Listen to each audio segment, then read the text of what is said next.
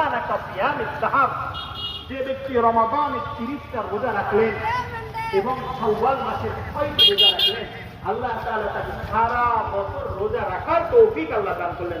সুবহানাল্লাহ।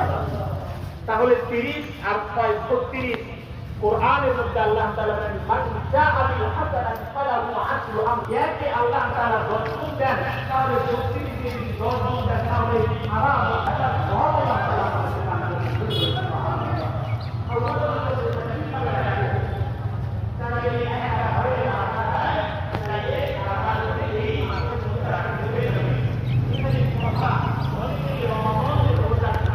করে দেবো।